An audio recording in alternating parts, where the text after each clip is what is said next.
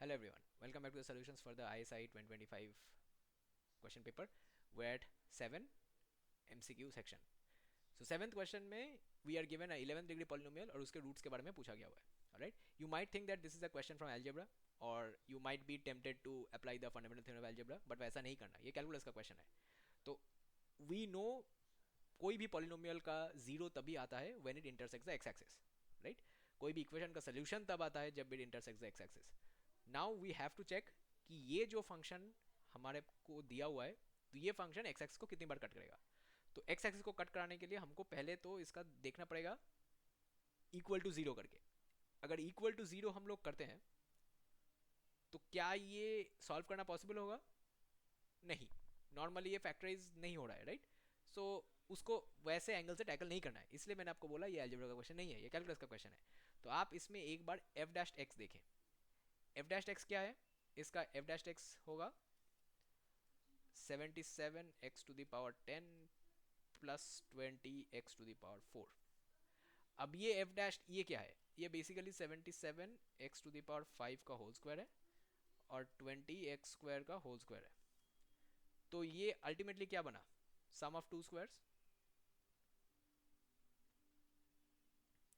Right? So always positive.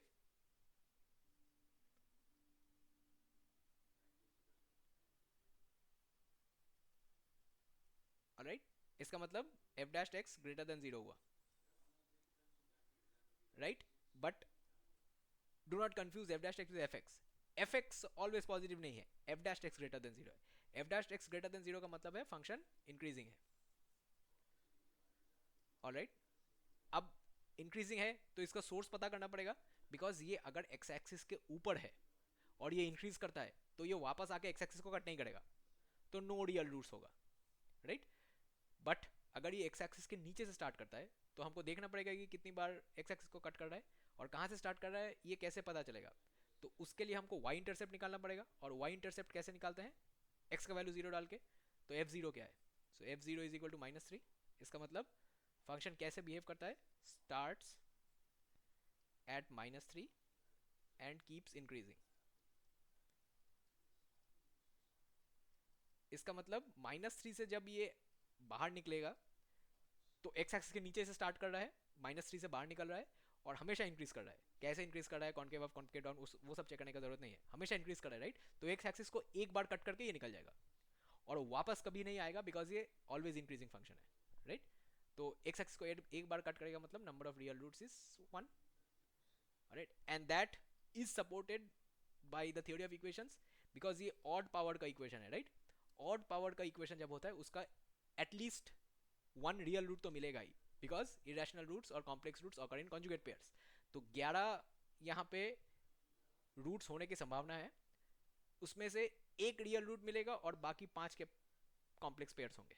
Right, so 5 into 2 plus 1 total 11. Fundamental theorem of algebra भी satisfy कर गया, pair roots का property भी satisfy कर गया और आपका एक रियल रूट भी आ गया. तो इसका करेक्ट आंसर है ऑप्शन 1. राइट, अगेन क्वेश्चन आसान था.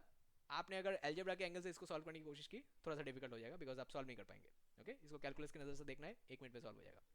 Right, so before I let you go and we move on to question 8, आपको थोड़ा सा रिमाइंडर दे देता हूँ. अगर आप 2026 के आईएसआई एग्जाम के लिए प्रिपेयर कर रहे हैं और 2027, do not hesitate to contact us for any help that you might need. आपको कोचिंग चाहिए, क्रैश कोर्स चाहिए, जो भी चाहिए, स्टडी मटेरियल्स वगैरह, मॉक टेस्ट एक्सेट्रा, उसके लिए आप ये कॉन्टैक्ट पॉइंट्स पे जरूर संपर्क करें. जो नंबर दिया हुआ है उसमें व्हाट्सएप एनेबल्ड है, आप कभी भी एक मैसेज ड्रॉप कर सकते हैं, our team will get back to you. अगर आपको कोई फॉर्मल क्वेरी डालना है तो आप ईमेल भी कर सकते हैं, हमारी टीम दोनों पॉइंट्स को मॉनिटर करता है. So contact us however as you want.